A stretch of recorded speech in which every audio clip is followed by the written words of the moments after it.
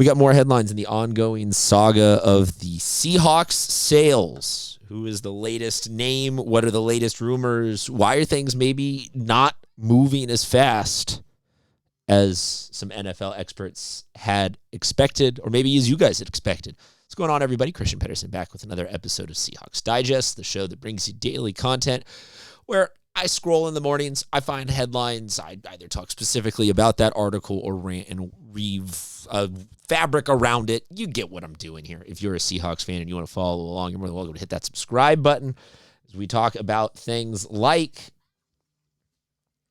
Mr. Todd Boehly weighing a bid for the Seattle Seahawks. He is a billionaire. He is a sports owner. He is somebody who I think has a pretty decent resume. And I definitely had asked this on the last time I did one of these ownership videos. Does the owner matter to you at this point, given the vetting process that everyone goes through? And there was still a fair amount of you that have actual opinions on this. So I'm taking this a little bit more seriously. Thank you, everyone, for all of your feedback on that. Before we get into the specifics of the headlines, got to say thank you to today's video sponsor, Prize Picks. It's America's #1 sports pick app. It's the best way to get in on the action. You can get in on the action right now by using the code DIGEST. If you are a first-time user and you do use the code DIGEST, you get $50 instantly, your first $5 that you play in your lineups. It's good vibes right there. It helps us out. It helps you guys out. Code DIGEST when signing up for Prize Picks. Okay, so a new name has touched the beacon. If you get that reference, congratulations on also having a nerdy childhood. But yeah, let's talk about the latest.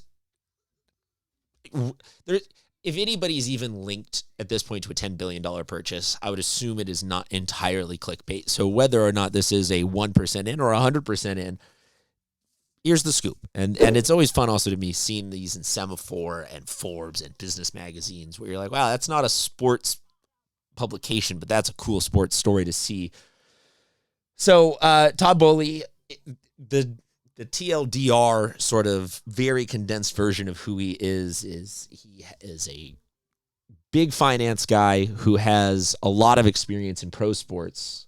As you see there, he's part of that record-setting gazillion-dollar Los Angeles Lakers deal that recently happened. He's in on the Dodgers, as well as various other teams at other levels. There seems to now be a myriad of smaller soccer, lacrosse, international racing, international soccer, like all that kind of stuff that people have like 2% stakes in. But the Lakers, the price tag, that's what I'm saying, the rumors would match up that this is somebody who is in this kind of spending range. And that experience level is, it's awesome. Like to be connected with that level of success and that level of experience, I'm in. The story links some of the other names involved in, because none of this is, or I shouldn't say none. It is very rare that any of these purchases will just be a singular person floating, 30% of the capital and a 20% down. And like you have to have so much liquid cash that it's really impossible for me to believe that it's just one person. So Guggenheim Partners, the CEO there, Mark Walter, it was linked in this article and is somebody who is also in on the Lakers deal, Chelsea Soccer Club, some Middle East investors. Curious to know if that touches any nerve. I don't really want to do a politics show. I'm not here about talking. I'm not Pablo Torre diving into the whitewashing of money, but when you're talking about $9 billion, you're talking about an elite group that has, like I said, the access to that kind of capital.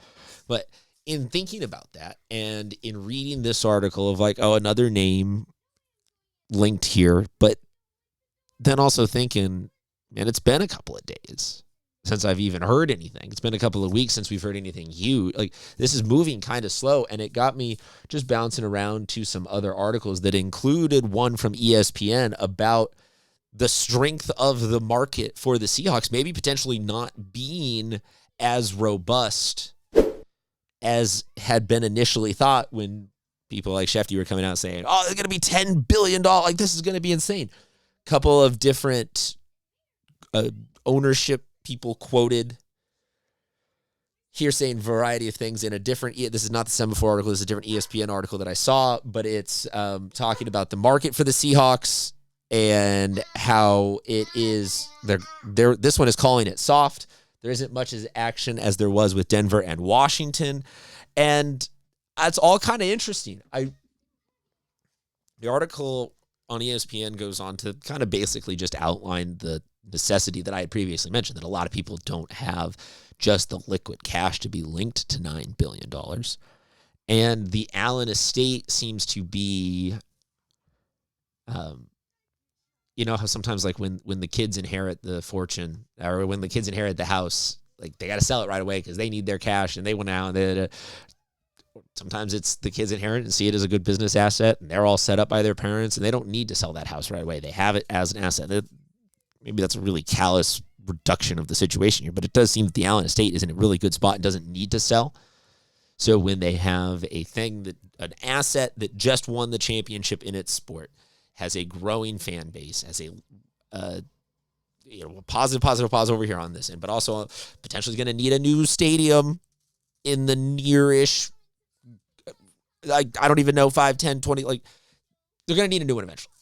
So that's probably on the negative because that's a cost and a political battle and all this kind of, like there's nuance to all of this, but overall it's a big time moving piece that they seem to be able to just wait on figuring out.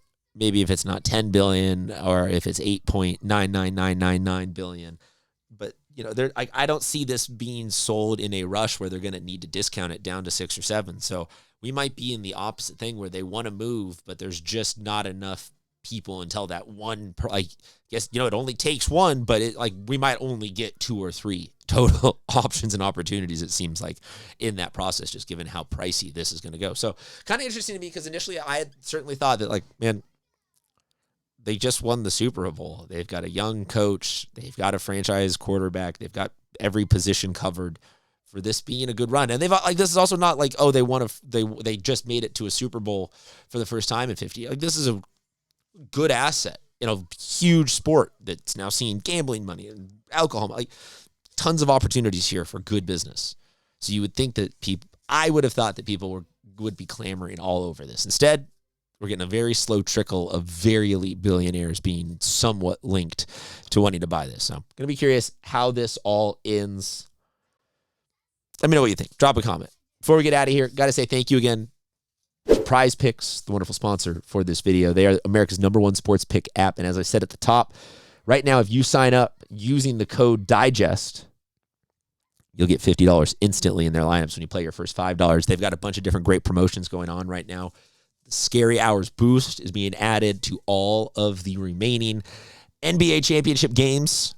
So if you like Brunson, if you like Wemby, maybe you like OG Anunoby, to get another historic game-winning tip-in, all options and opportunities you have on the Scary Hours Boost. They got Flex Fridays going on. Those are back in full swing. 40% higher payouts when you use the Flex Friday payout boost. And then finally, the Taco Tuesday phenomenon. It's back. It's not going anywhere. Their board is serving up discounted projections all period, day, period, long period, every Tuesday. And if you use the code DIGEST right now, you get $50 when you play your first 5. America's #1 sports pick app, Prize Picks. America's probably like low 400s Seahawks podcast, Seahawks Digest. See you next time.